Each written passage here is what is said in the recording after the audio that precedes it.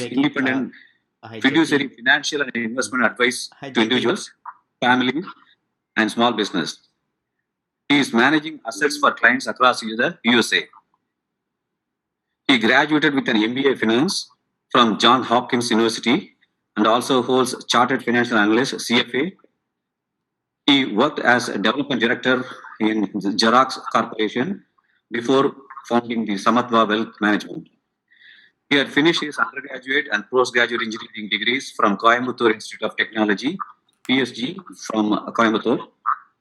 He is a leading mentor in Startup Ignite, Washington, D.C. Accelerator, and part of the board advisors for many startups in the Washington area. With that short introduction, I'll introduce Mr. Jayamariyappan. Please take over. Thank you, Jackie. And first of all, I would like to thank the sponsors, EL Isai Nadagam from Arizona, USA, and EDU Right Foundation for sponsoring this session. And thank you. Okay, so with that, so before we start, I'm just sharing a link. It's my website blog. It's samatva.us/blogs. So whenever you have time, please download this ebook. It's like maybe 30-40 pages, because I may not be able to cover all the detailed content because we have less than an hour. But I'm going to cover all the important points.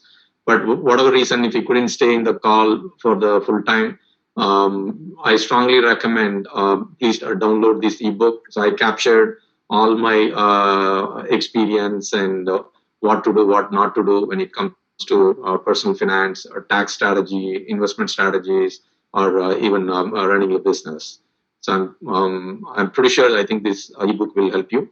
So just please bookmark it, and then probably I can just put it in the chat window too. It's a very simple link. It's www.samatva.us/blogs.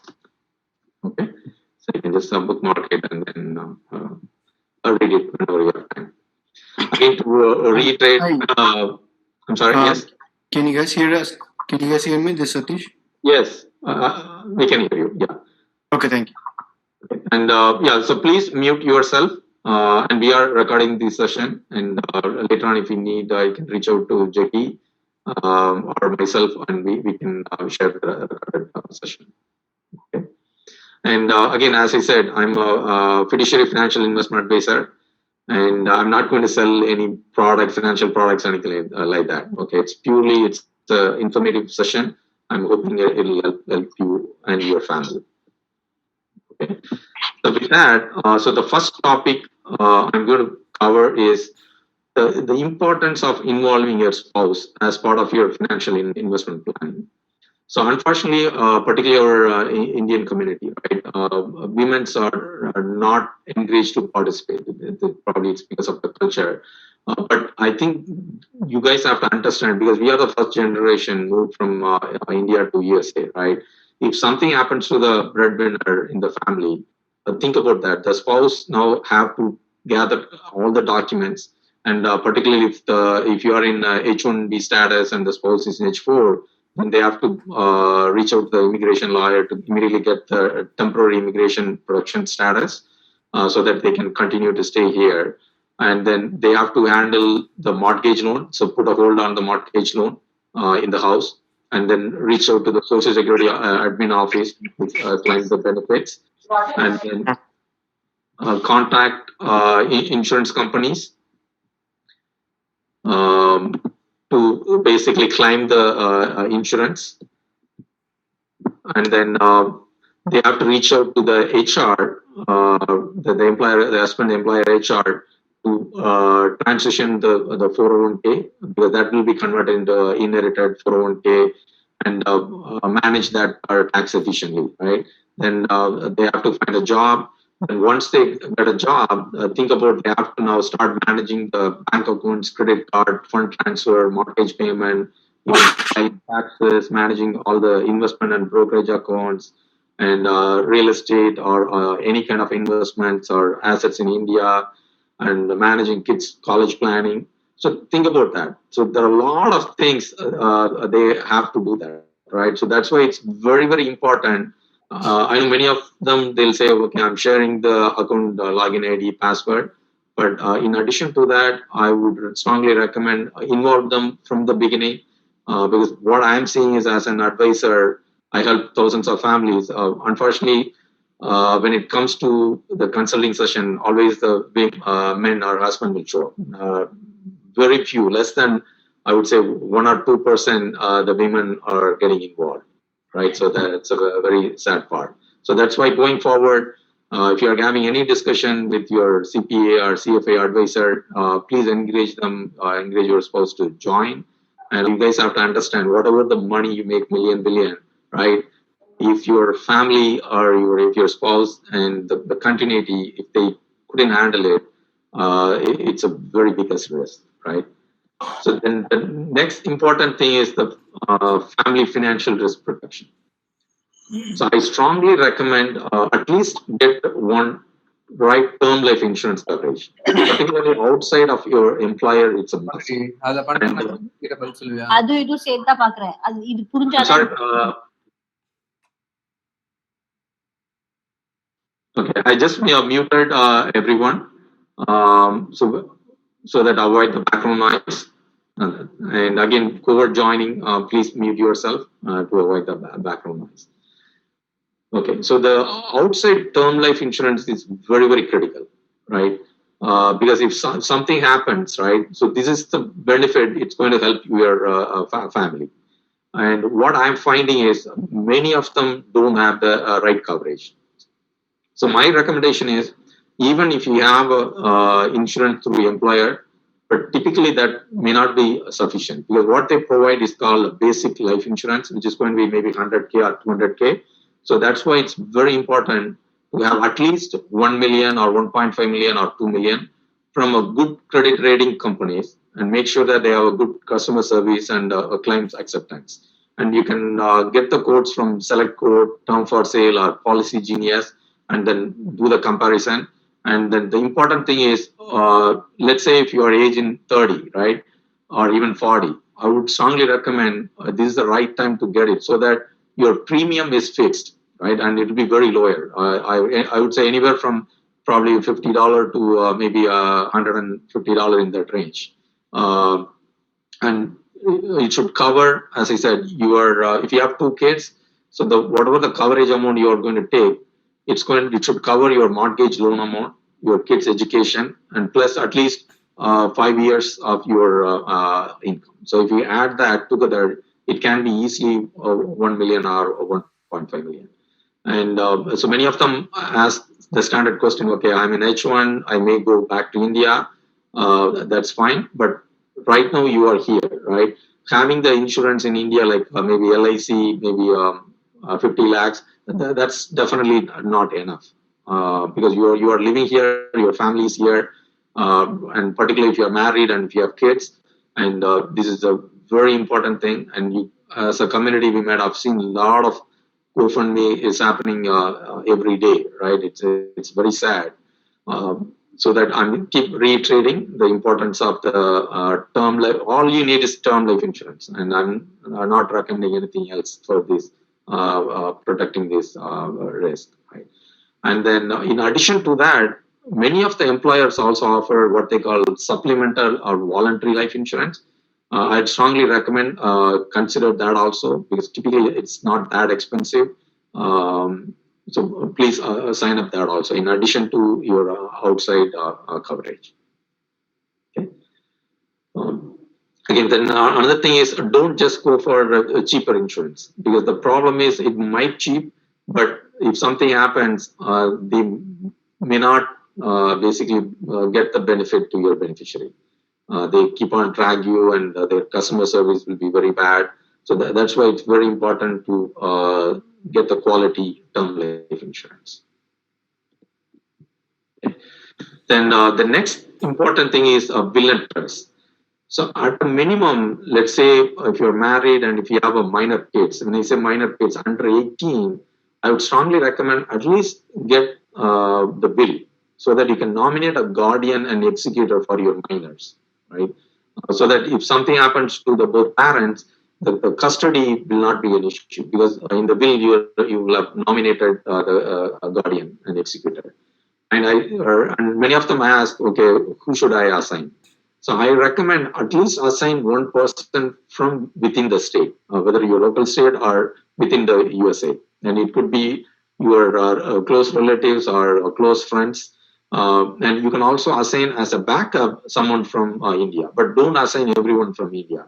Because the challenge is, we all know during COVID, for almost 6 months or even a year, nobody can travel, right? So that's why it's very important, at least assign one person locally within the USA, right?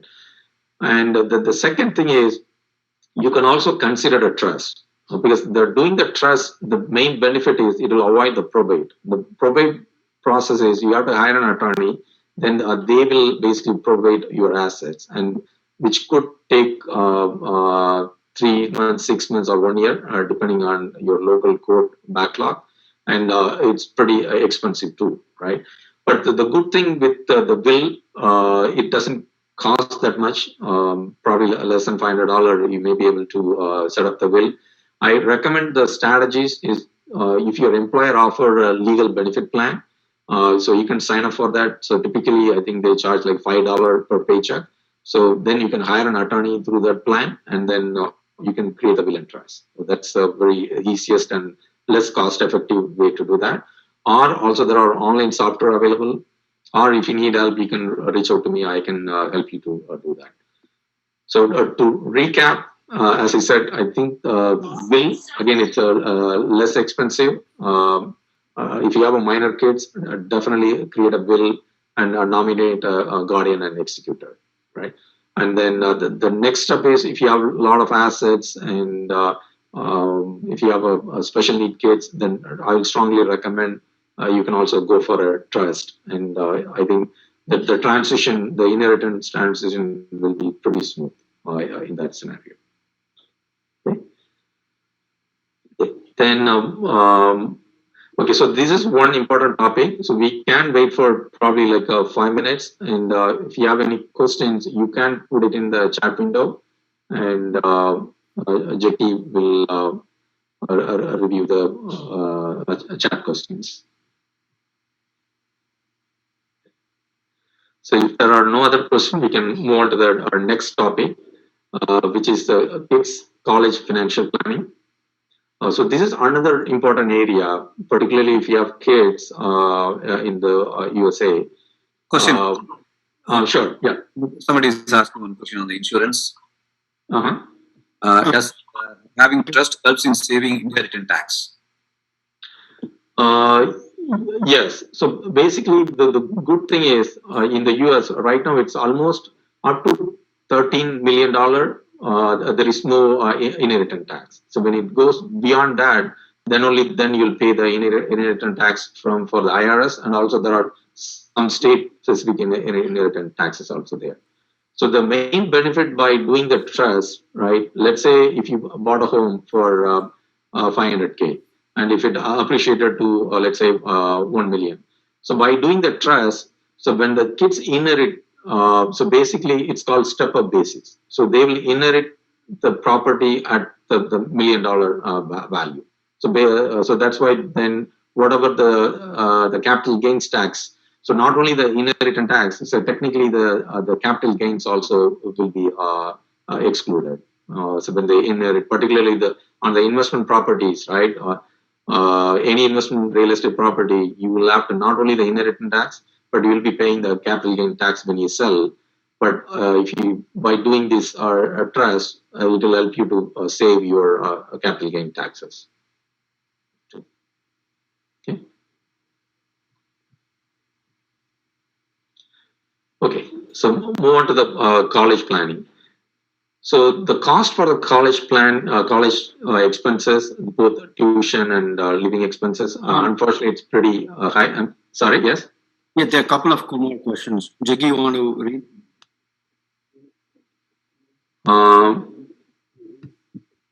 Sure. Jackie, are you here? Okay, I think looks like he got disconnected. Let's see. Jackie, please let me know if you're back, but meantime I can walk through. So the question I see are, do you recommend a revocable or irrevocable trust?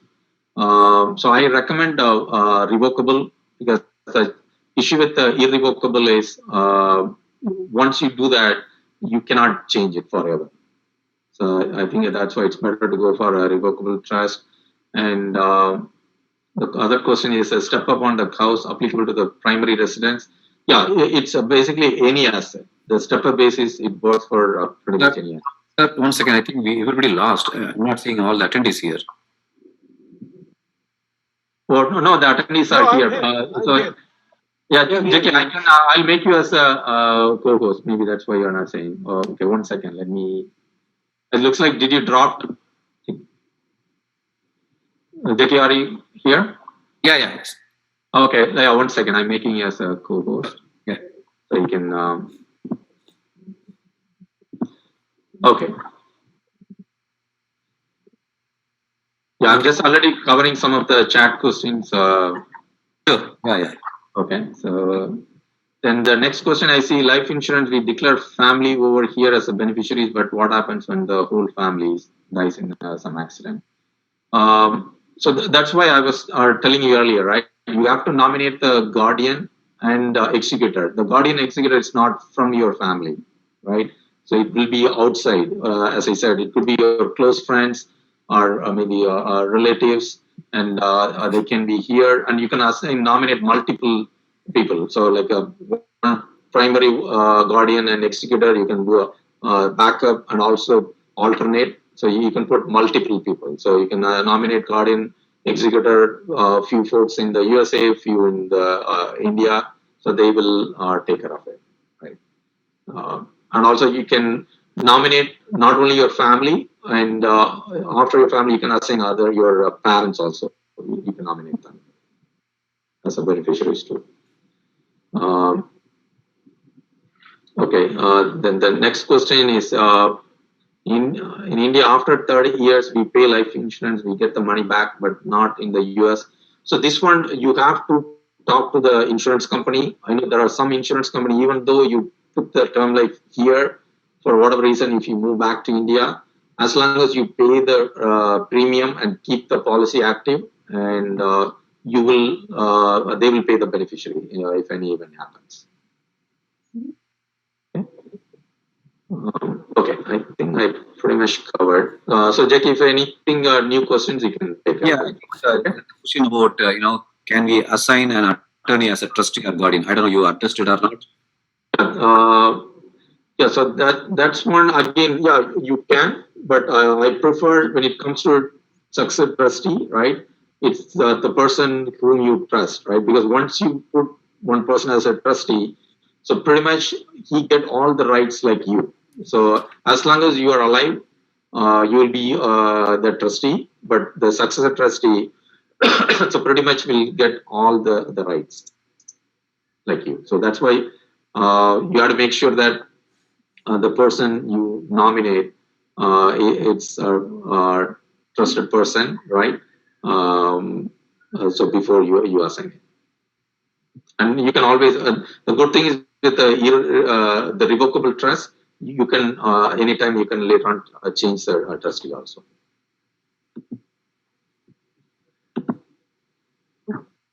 Okay. Okay, so I think that's all the questions I think, Jackie, I see. So we can move on to that. One more question. What will happen to the term life insurance which we took in India and should we move to US? Yeah, I did cover that. Okay, cool. Do you recommend particular term life insurance? That also you covered? Yeah, so that one, as I said, go for the top rated companies. It could be like Prudential, Specific, AAG. There are a lot of good companies out there, and check their financial rating, what we call as a credit rating, because you don't want the company to bankrupt, right? And then make sure that their customer service is good, their client acceptance rate is good. So all those factors you have to consider. And again, I think if you're a Costco member, you can also check Costco insurance. Costco also offered their term life insurance for their Costco members, and I think you can get it for some discount.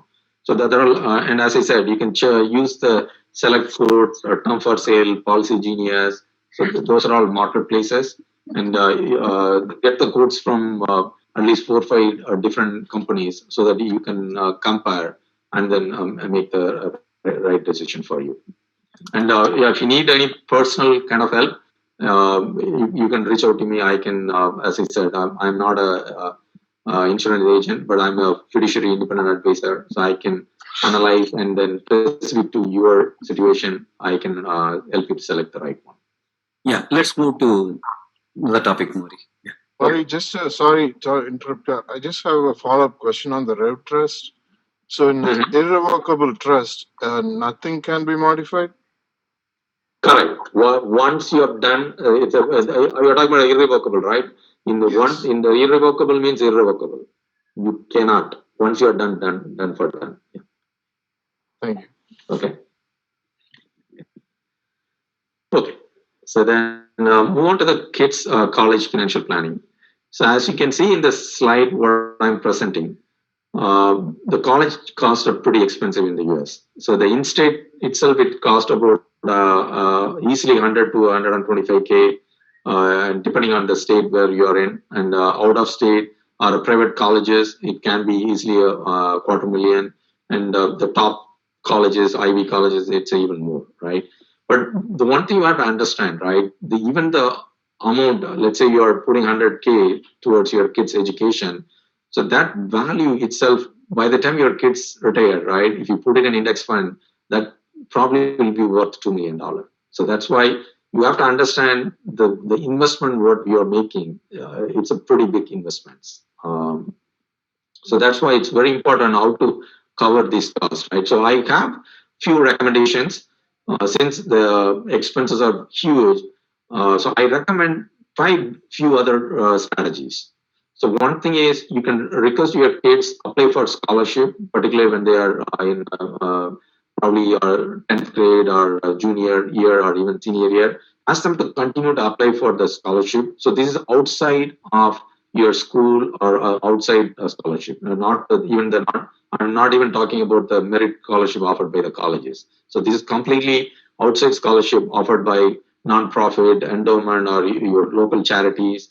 So I've listed, there are a lot of websites there like FastWeb, Niche, Scholarship.com. So do a Google, ask your kid to do the reason. For this scholarship, mostly your kids have to submit an essay. So this is going to be, I think, it helps them to develop their essay writing skills too. Because when they apply for a college, I think they have to write a lot of essays, right? Then go for a state offered 529 plan. Then again, if you are have a valid visa like a GC or US citizen, then you can also apply for FAFSA. And if you're a H4, you may not be able to do the FAFSA because by submitting the FAFSA, you may be eligible for the need-based, merit-based, or you can also get the subsidized loan and unsubsidized loans or plus loans. I know the need-based, it's purely based on your income. I know a lot of people ask whether by having the 529 plans will impact your financial aid.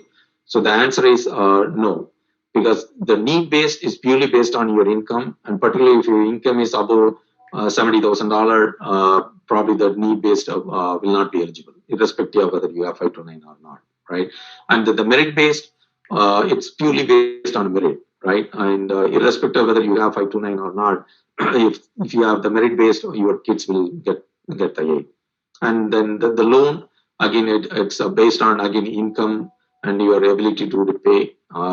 The students will get, if you're specifically apply only based on the student income, probably the student can be eligible for the subsidized loan, and you can also go for an unsubsidized loan. And so my recommendation is for skin in the game, right? Because for this subsidized and sub, you can do maybe like $5,000 per year, right? So for a 4 year, so probably they can get like 20 grand under the kid's name. So that at least by taking that loan, your kid will understand the importance of the education, skin in the game, and also they will understand how the loan works, what the interest rate, and build the credit score. I think this is a good way of getting the practical exposure for them. And then the other options, when they are in high school, they can put AP courses and get AP credits so that you can utilize those AP credits and minimize the cost. And also the other option is, I've seen there are students who enroll for the community colleges for 2 years and then transfer to the state colleges. So that's another way of saving. And also you can consider a Coverdell ESA. You can contribute $2,000 per kid per year. And then you can also do the American Opportunity Tax Credit. So that happens when you file your taxes. You can check your IRS website. So there are a lot of ways you can consider to minimize your expenses. But again, I strongly recommend don't withdraw your retirement savings to use it for your college expenses. And the another strategy you can do is, let's say for whatever reason your kid decide to go for out of state, and we all know the out of state is pretty expensive. So what you can do is, for a first year, obviously nothing you can do, you will be out of state, but talk to your college financial counselor, find out the residency rules, specific college your kid is going to attend. Then what you can do is you can convert from out of states to the in-state status after 1 year. So every college, every state has a specific rules. So then you can use that 12 months to meet those eligibility so that you can convert from out of state to in-state, because that's going to save a lot of money, because like the tuition itself, right? The difference is, for example, let's say it's a $15,000 per year for in-state, then the out of state could be 30,000. It double. So even if you can save for 3 years, I think you can still save a lot of money, right? So definitely consider, because many people doesn't have aware of that option available. Again, it varies from state to state, college to college. Obviously, the college probably discourage, right, because they're losing the money. But definitely consider, specifically if your kid is going for out-of-state colleges. Then the other plan is the 529. So there are two types of 529 plans, the prepaid and the invest 529 plan. So the prepaid is specific to the state where you are in. Unfortunately, you cannot put that prepaid plan. But I recommend you can also go for invest 529 plan, even though you sign up for the 529 specific to the state you are in, but pretty much you can use the funds for any state within the US. And also there are a lot of state offered income tax benefit, like the state I'm in, like Maryland or Virginia, Ohio, there are a lot of states. So whatever, they have some limit, like up to 5,000 or 10,000 or 15,000. So they will provide a state income tax benefit. So besides that, whatever the money you invest, the gains you make, so when you withdraw for your education purpose for your kid, it's completely tax-free from federal and state. So that's all the earnings are completely tax-free as long as you use it for your education. Okay, so that's something specifically if your kids are very younger, maybe 5-year or 6-year or 8-year-old. Because they have even more than 10 years for their college, right? So I think this is the right time you can at least start saving some amounts towards it. But obviously, if they're already in high school, it may not have much benefit because you have a very few years to save and grow that investments. And then, the other option is you can also go for the Coverdell ESA. You can contribute $2,000 per year. You can again invest and then use the funds for education. And then the next thing is request your students, your kids, to consider these items when they are applying for the college. So make sure that the college they are going to elect, they offer the good program what your kids is looking for. So explore all the courses, because that's very important.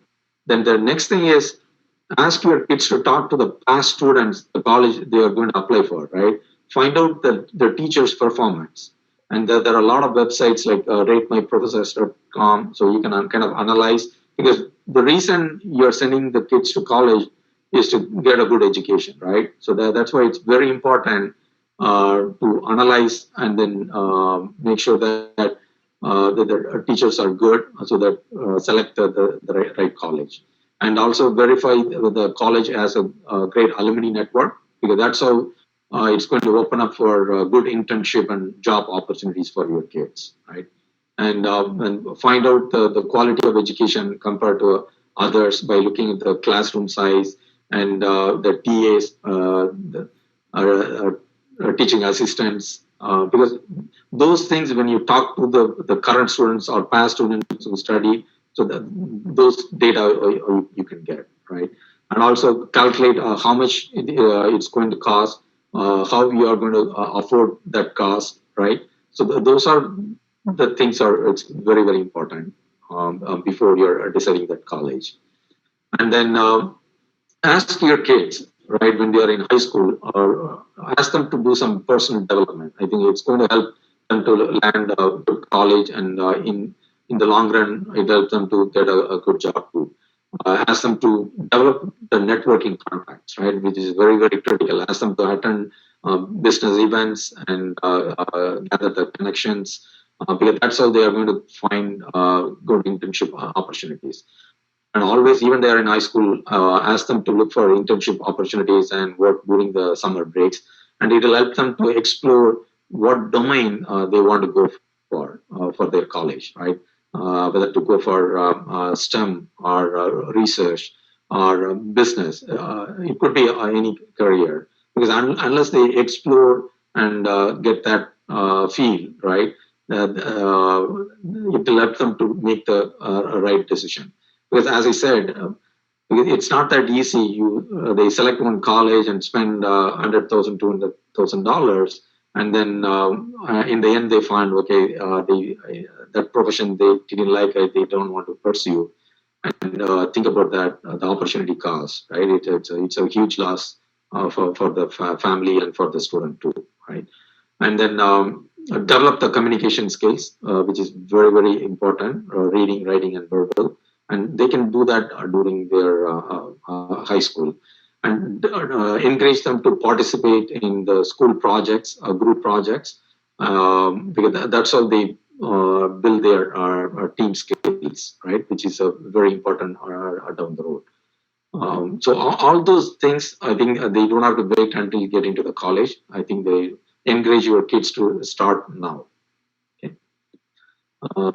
Okay, I think I can stop for probably 5 minutes. We can cover if you have any other questions specific to the colleges. Yeah, there are a few questions, Mari. I'll read out the question. Please go. Yeah. So, are there any scholarship for special kids? Yeah, I think definitely it's there. But again, you have to, as I said before, right?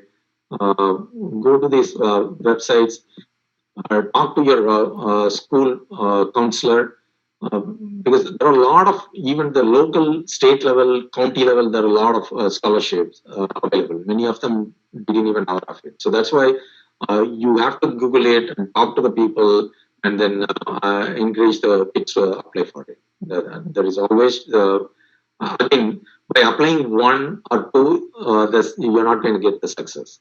So you have to apply at least, I'm talking about 25, 30, or 50. Then only that increases the probability of getting. Because in many cases, some of them, by applying itself, it may get, because not many people apply for it too. Again, you have to put the effort, and you have to do the workout, right? And think about your kids' skills and interests, and then try to go after those scholarships, so that it increases the probability of getting the scholarship. Okay. So the next question is, for subsidized loan for kids, don't they have to have a job to apply? No. Whether you have a job or not, you can apply for it. So that's why, in order to get qualified, these subsidized and unsubsidized, if your kids are, once they reach 17 or 18, I think I recommend ask them to file your taxes independently, even if it's $0, zero income. that's fine. So by doing independent tax filing, right? Because when you submit the FAFSA form, because the FAFSA form, they automatically pull the tax return for the students or the parents. So that based on that, the eligibility will be decided actually. Okay. Thank you. So the next question is, are there recommendations for US citizen kids to do college education abroad in Europe or Europe, for example, that doesn't have 150K fee? Again, it's specific to your family, right? If your kids, again, I wouldn't just consider just the cost itself, but again, if the cost is a bigger thing, and if you can find affordable education in other countries, yes. And again, if your kid is fine with it, then it's fine. Yeah, I know there are a lot of people send their kids to Canada or even other countries, or even sometime back in India too. But again, it's individual choice and specific to your family. Yes. Thank you. Could you please repeat the details that you briefed on subsidy and non-subsidy loan for kids' education? Sure. So the main thing is the subsidized loan, right? The main benefit is for the 4 years when they are in college. So whatever the interest, they are not liable. Basically, because these loans are offered by Department of Education, basically government. So that basically, so they will cover the interest. So that's why it's called subsidized. And the actual interest you will start to pay after 6 months of your graduation. Then only the subsidized loan interest will start kicking. Then you are liable to pay those interests. But for the unsubsidized, from day one, as soon as you get the loan, just like your car loan or auto loan or home loan, so you are liable for repaying the principal and interest. So the reason I am recommending the subsidized and unsubsidized from the FAFSA, these loans have a lot of good features that doesn't offered by the private banks. For whatever reason, if your kid couldn't get a job after we graduate for 1 or 2 years, you could have put a stop. It's called forbearance, so that you will not get penalized or penalty. So the like a hardship, and also they offer wide variety of repayment plan. So based on income, there is an income-based repayment plan. So that you can repay based on your income. So there are a lot of flexibilities available with these kind of loans. So definitely consider. I think if you go to the FAFSA website, you can find out all the details about these loans. Okay. Thank you. So the next question is, can we use 529 funds for college in India? So as far as I know, not all the colleges are covered. So there is a website out there. If you ping me offline, I'll share it. It's a very, very few colleges because it has to be approved by the FAFSA. So that's why before you consider that, do the research, proper research, make sure that it's covered. Otherwise, it won't be considered as an eligible withdrawal. Then if your withdrawal is not for purely for education and qualified withdrawal, then you end up paying the penalty and taxes on the gains for the 529. So that's why do the proper research before sending the kids to India or using the funds, 529 funds for Indian colleges. Thank you. There are a couple more questions, then we can wrap it up for this session, okay, for this particular one. The next question is for those who are in H1B. Is it true that we have to pay more fees than green card holders or citizens? If so, any suggestions to tackle this? Yeah, so if your kid is in like a H4 or dependent, yes, then what will happen is, my understanding is you may not get the in-state tuition eligibility. So you will be probably eligible for the out-of-state eligibility. So you kind of will treat it like a foreign student in that scenario. So in that scenario, then probably you have to talk to the specific college and find out is there any other options available to minimize the cost. But unfortunately, a lot of these FAFSA and a lot of things won't be applicable for those kids. That's unfortunate, yes. Thank you. The last question is in 2024, with what has come to pass, COVID chat GPT, the USA becoming a renter nation, should the Indian community start? I'm sorry. Could you please repeat that question? What? In 2024, with what has come to pass, COVID chat GPT, the USA becoming a renter nation, should the Indian community start? I don't understand the question, but I don't know. I don't know. Yeah, let's skip this question. Not clear. Okay, so I think we can move on to the next topic. Yes.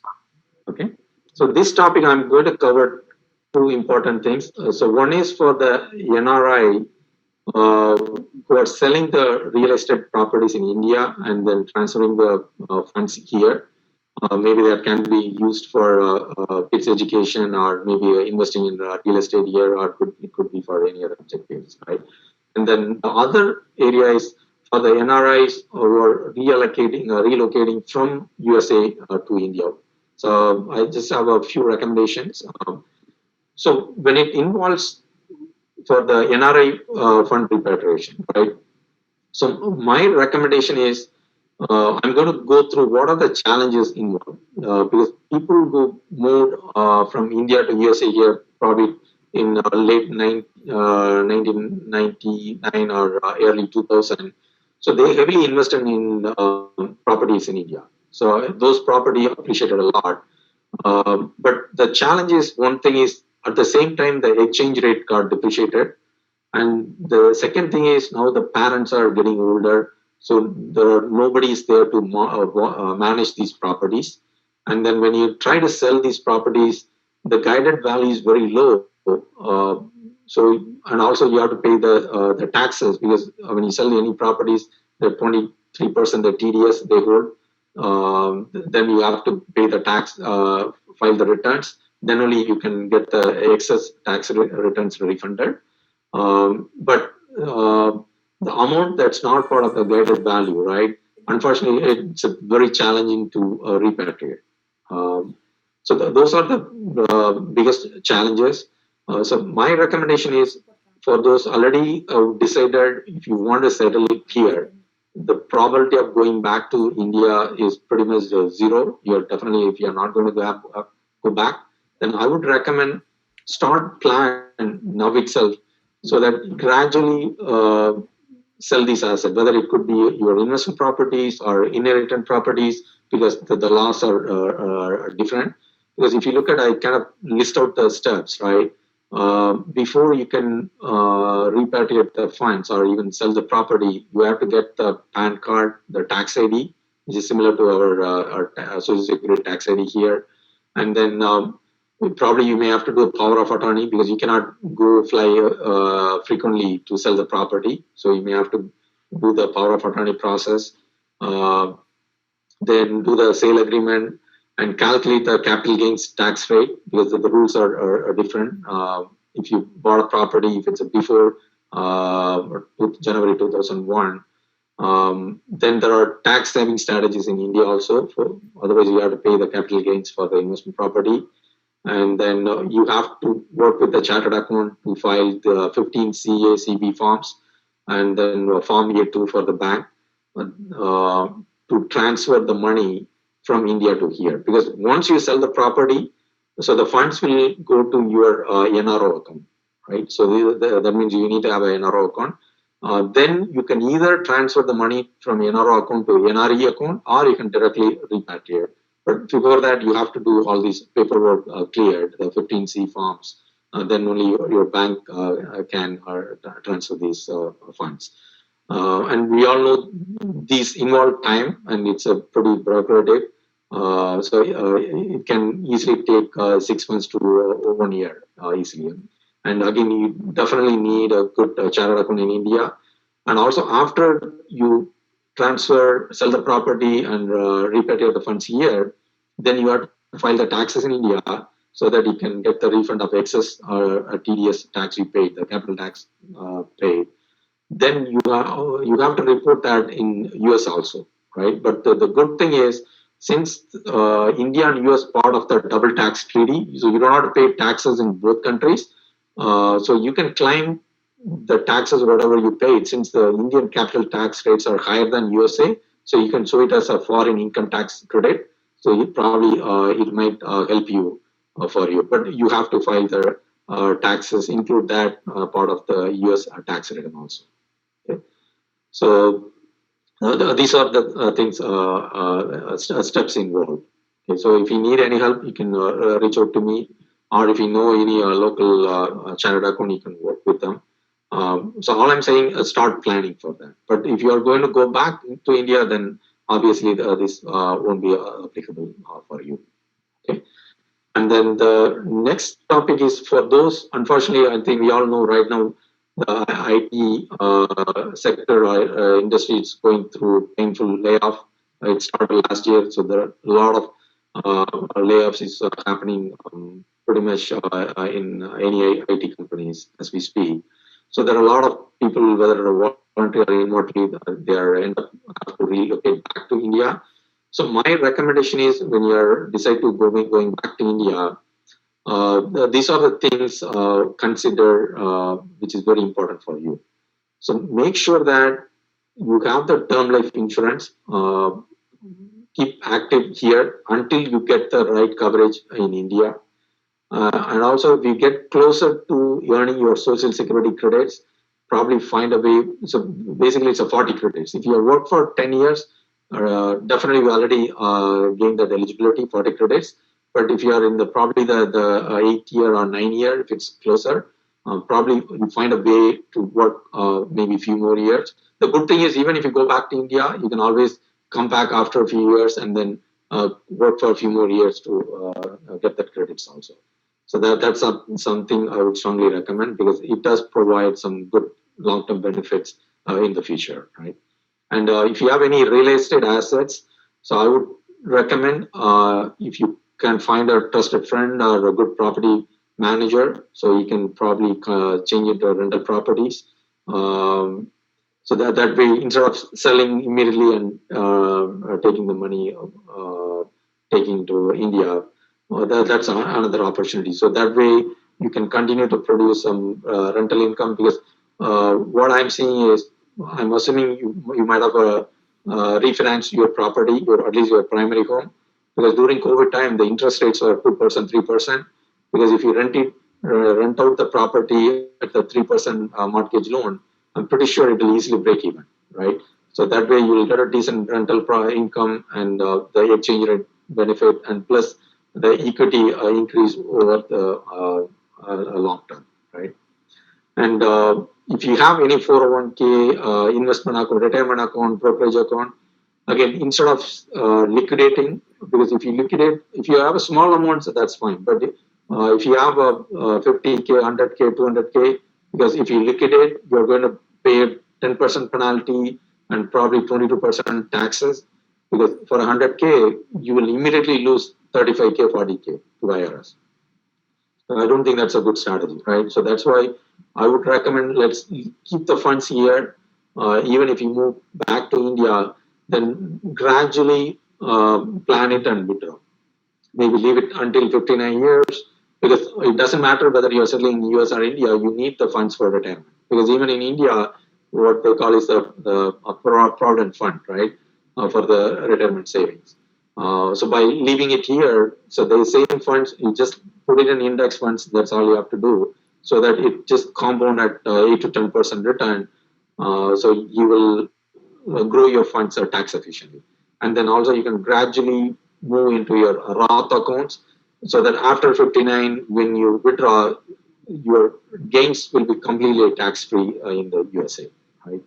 And again, you have to consider, if you have own any businesses, you can manage it from India, right? As I said earlier, I think the benefits are your exchange rate gains, and all these accounts, you can set up a Google Voice and get the OTP number, and you can manage it from India. And at some point, let's say if you decide to again move it back to USA a few years down the road, at least the disruption won't be that bad, right? Then also, even if you go to India, work with the chartered account, because in India, the tax rates are like 30%, pretty high as compared to the USA. So always find a ways to minimize the taxes.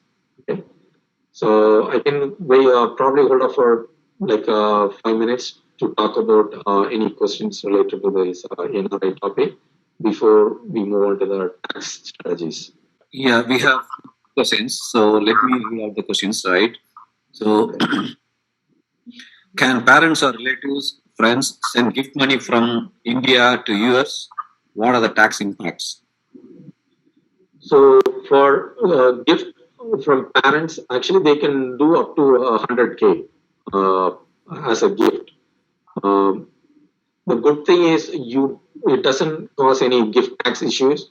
And I recommend probably you just create a gift deed document so that later on, if any queries comes, at least you can show them, okay, these funds are purely received from your parents or relatives as a gift.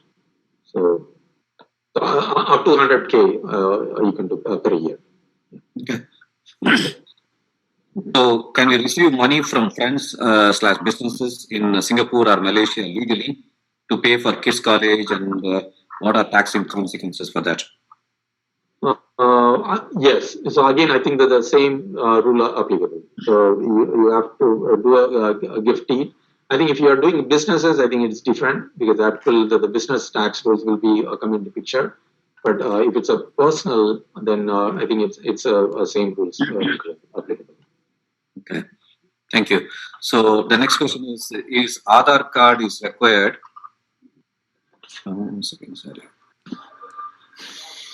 Is Aadhaar card a must for US citizen to sell property in India?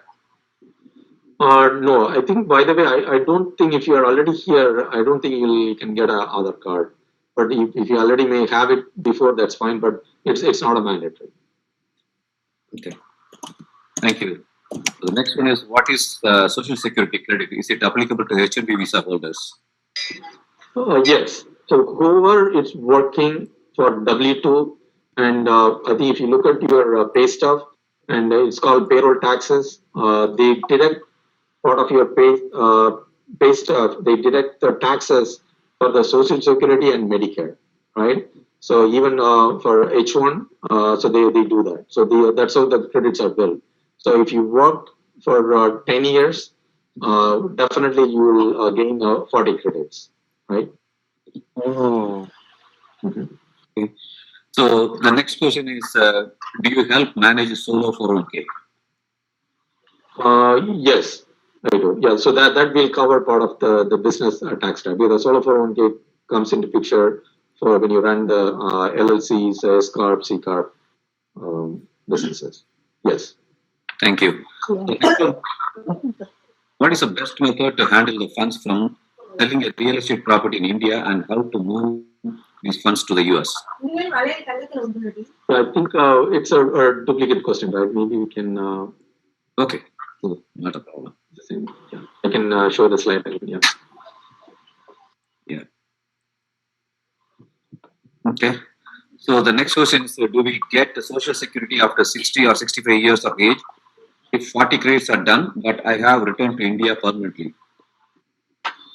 Yeah, so for the way it's going to work for US citizens, if they move back to India, so technically once they met this credit, after the age 62, you can activate and you can get these benefits pretty much anywhere. It doesn't have to be in India. But if you are in H1, unfortunately, you have to come back to US physically and go to the Social Security office to activate your benefit, right?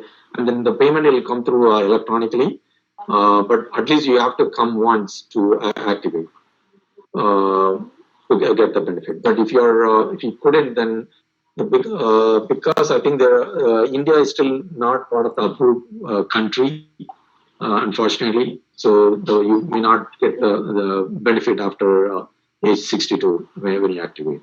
I think the discussion is still under progress between US and India. So who knows, maybe that might get approved.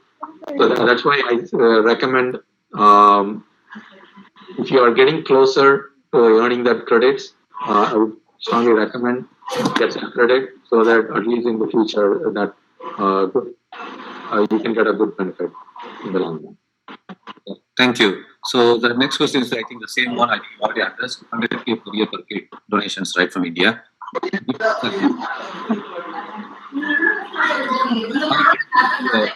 Mute everyone. Yeah. So I think we can.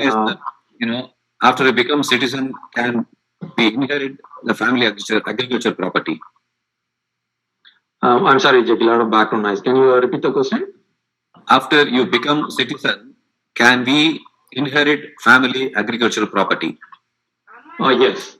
You can inherit agricultural property. The only thing is, after becoming a citizen, you cannot buy any agricultural properties. But you can still inherit and sell. It should be an issue. Thank you. Next one is, if you receive gift from parents, is it taxable in US?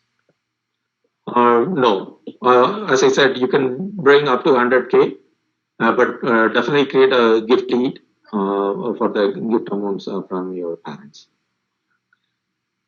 Okay, thank you. I think that's all I have questions. So we are done with the topic, Mari. Yeah, I think we are pretty much done. The one more topic is the taxes. Let's go quickly. Yeah, we'll quickly go through that, and I think probably we can finish it in another 15 minutes. Okay, so this is 2023 tax filing, right? Yes, this is actually the 2023 and going forward 2024. Okay. So what I'm sharing is the federal income tax table for year 2024. So if you look at this table, right, so specifically for married individual filing joint return. So if your taxable income is above 94,000, then you will be taxed at 22%, right? So you can see, so any amount, let's say if you are making 100K above this 90K, so you'll be paying $22,000 taxes. So that's why it's very important to use these tax saving strategies to minimize your taxes. So I'm going to quickly cover the tax strategies, what we have, so that you can utilize these strategies. So you can utilize for those mainly working for W2, right? You can consider definitely the employer-based 401k, because typically they also match up to 6% or 7%. So definitely take an advantage of that. Not only do just the matching, because they allow, for example, for this 2024, you can contribute up to $23,000 per year. Okay? So I strongly recommend utilize that, because the reason is I'll quickly show you how much taxes you can save. So if you look at this spreadsheet, let's say the husband and wife makes, let's say 150 each, right? Their total, let's say 300K. So their tax liability, for example, 2023, right? They'll paying $52,000. But think about, let's say if they do, for example, 2023, you would have done $2,500 to your 401k. Let's say the husband contributed $2,500, the wife also contributed $2,500. And think about that. Just for those 401k contribution itself, it will save $10,000 tax savings. Think about that. If you do every year, right? Look at the tax saving itself. So every year, if you save $10,000 tax, just the tax saving, and you just put it in index fund, right? Over 20-30 years, that itself value $1.6 million for 30 years. So that's why it's very important to think about in the long-term perspective when it comes to taxes, because this is one of the common mistakes I think our people will make is, okay, it's only 5,000, 10,000, let's pay to IRS. But I would strongly recommend think about in the long term. So you can use this 401k, or if you also have the HSA, so that's the, again, offer a pre-tax. So that's a 7,700. So you can see that pushes to $12,000 savings, right? So similarly, always look for these tax saving strategies. Then you can also do traditional IRA, Roth IRA, whether it's a pre-tax or after-tax, right? At some point, you are going to get the tax benefit. And also through your employer, you can also do a mega backdoor. You can up to That's do it as after-tax contribution up to $69,000. Then the IRA, it's outside of your employment. So per year, right now for the 2024, you can do $7,000 per person, and there is a catch of $1,000 if you're above age 50. And if your income is above 230K, you cannot do a Roth IRA directly, but you can still do a backdoor Roth IRA. Okay. And as I said before, you can also do a 529 if your state offered income tax benefit. Then if you do a 1099, okay, or working as a corp to corp, or if you have an LLC, S corp, C corp, then I would strongly recommend consider a SEP IRA, solo 401k, because the maximum limit for this year you can contribute up to $69,000. And think about for 20% tax rate, how much taxes? It's a huge tax savings for you. And also you can do a defined benefit plan. You can contribute up to 275K. So all these plans, if you need any help, I can reach out to me. I can help set up these plans for your businesses. And then particularly if you have let's say if you are a consultant, if you have a EAD or a GC or citizen, you can work as a consultant and do a corp to corp.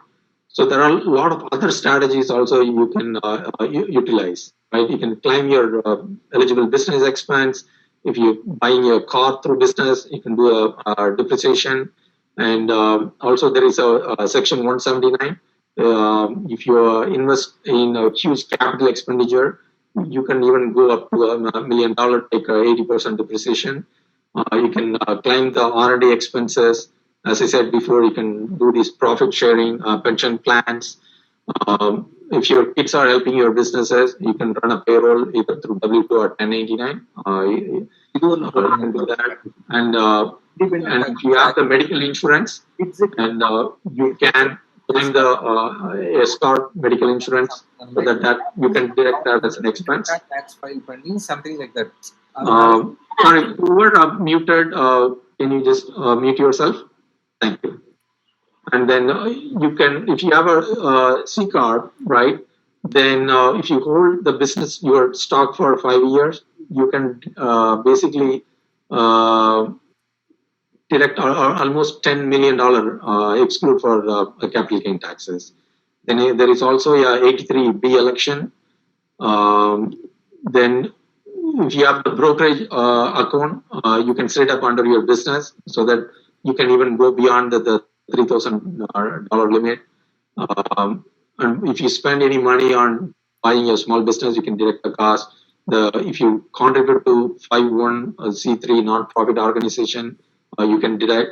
So again, I kind of listed a lot of different strategies. But the important thing is we are in January, right? For this, let's say if you want to plan the tax planning, start now. Don't wait until the tax filing, the April 15 or the March 15. So the important thing is you have to start 12 months ahead, calculate how much your income is going to be, whether it's a personal or business, it doesn't matter, right? Calculate your projected revenue, income, projected expenses, and what are the strategies, because there are a lot of strategies. Obviously, you may not be able to utilize all the strategies, but definitely you can find very good strategies specific to your situation and minimize your taxes, right? And another thing is always find out if you owe to IRS, then calculate how much you have to pay additional extra, then pay these estimated taxes ahead so that you can avoid the penalty, because right now the IRS charges 8% penalty and interest. That's a huge money. So you can avoid that also. Okay. So yeah, if you need any help, you can reach out to me and sign up for the consulting. I can help you. Or if you have a CPA, then work with them proactively or try to minimize these taxes. As I said earlier, right? So by saving these taxes, you can redirect that savings to your kids' education or maybe invest in your primary home or investment home. So you can use it for all other purposes. Okay. So besides that, so when it comes to investments, right? So you have to understand where to invest. If you just keep it in the cash, you're not going to get much money. So you can invest your emergency saving or the short-term funds instead of keeping in the cash. I would recommend you can invest in the T-bills or I-bond or any CDs, because pretty much right now all these short-term investments, it gives easily more than 4.5 or 5% return, right? And also whatever I'm showing, it's a principal safe also.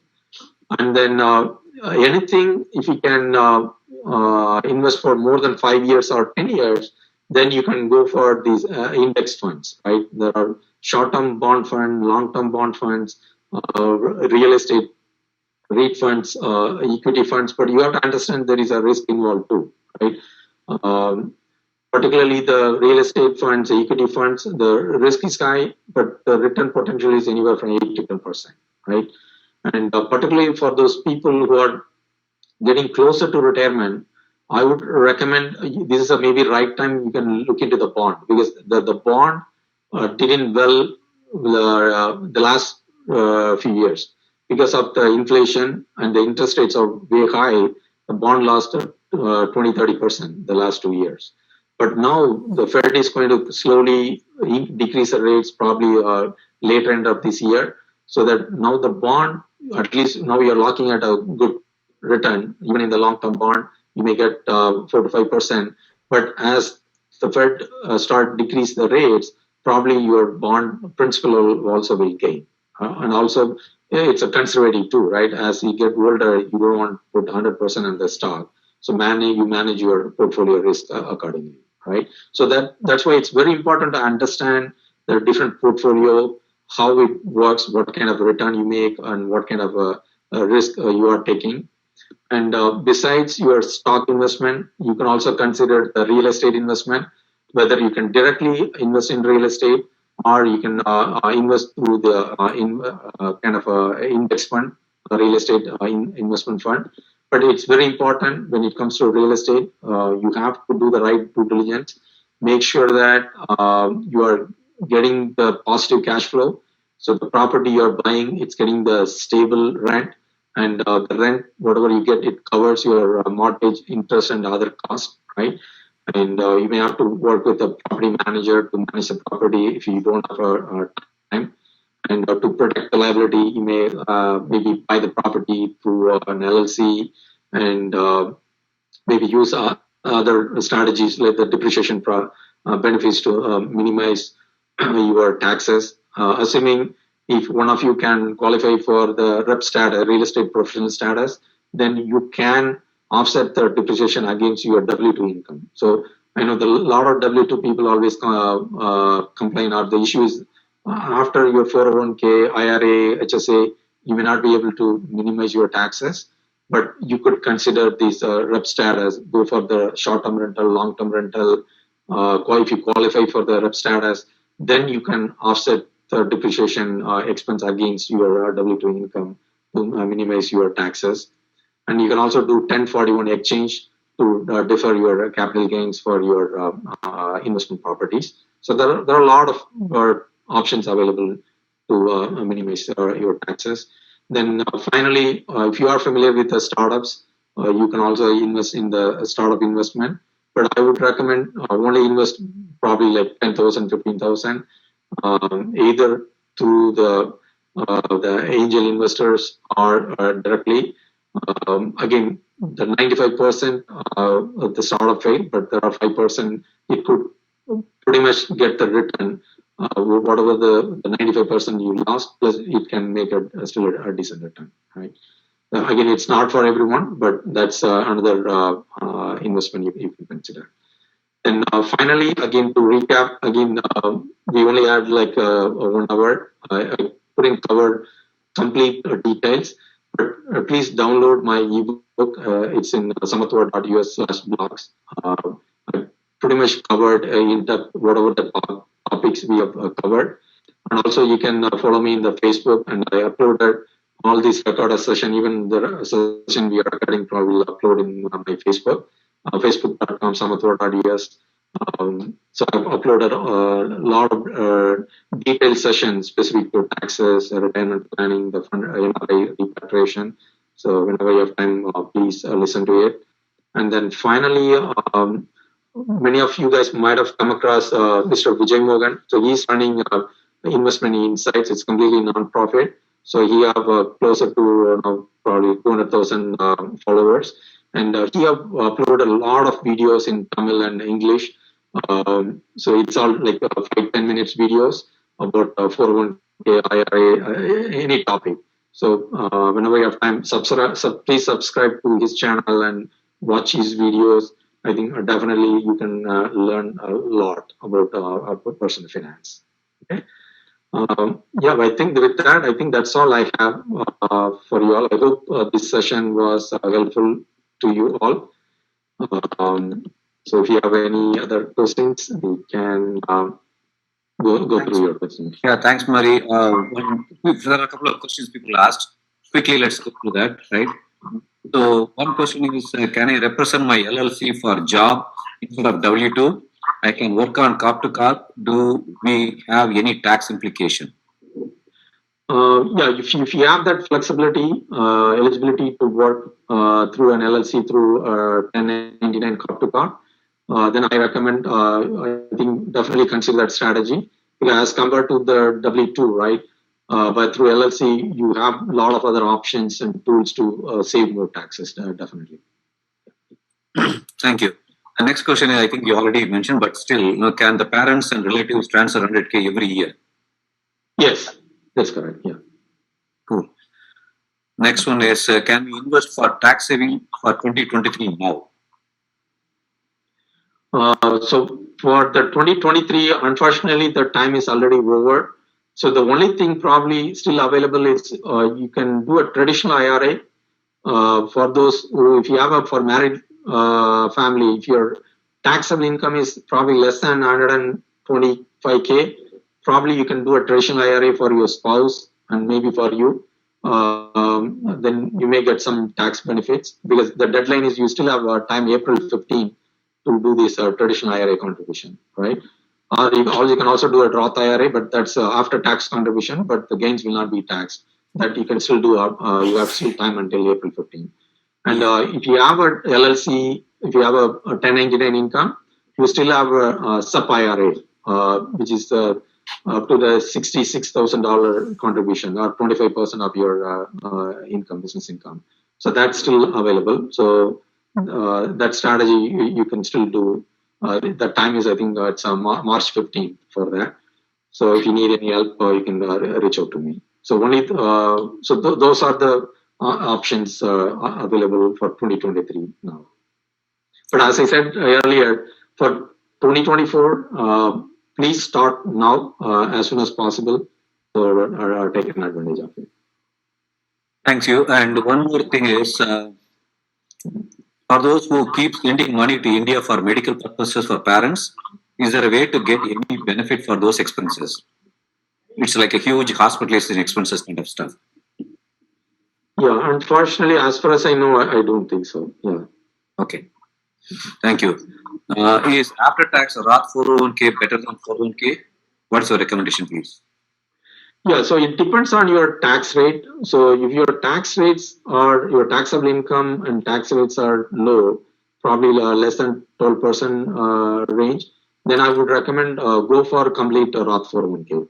But if you're in a tax bracket of 32% or 24%, then I would recommend go for a pre-tax 401k. Then later on you can adjust accordingly. When your taxable income falls, then you can probably go for the Roth 401k accordingly. Okay. Looks like we are done. I don't want to miss anyone's question, so let me see. And Jaggi, please tell, thank you so much for all your help, Mari, and thank you, Jaggi, for setting this up. There's so many people who got so many answers for this session. Thank you. Thank you. It's really appreciated. Not a problem. So last question, I believe, Mari, is there a limitation of bringing our own money earned in India in 2 years, assuming the money earned through rental, stocks, etc.? No, there is no. The only thing is, I think the RBI has a limit. You can only bring $1 million per year from India to here. Wow. Okay. And one, I think this is an interesting question. If you are on W2 and have an rental property in LLC, can you also have a solo 401k?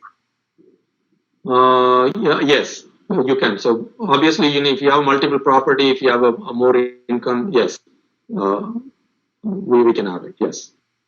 Okay. And another question is, do you take clients for financial planning? Yes. Okay. And people can reach out to you. Thank you. Yeah, good. Yes. Yeah, you can. For those need any counseling, yeah, please check out my website, www.samatva.us, and I do have the link here, www.samatva.us. So you can find my phone number, email address, contact number. So you can ping me through WhatsApp or email. And as I said, so the services we offer is the business consulting services, helping the clients to set up the LLC, C Corp, S Corp, all the business consulting, tax strategies, tax filing, any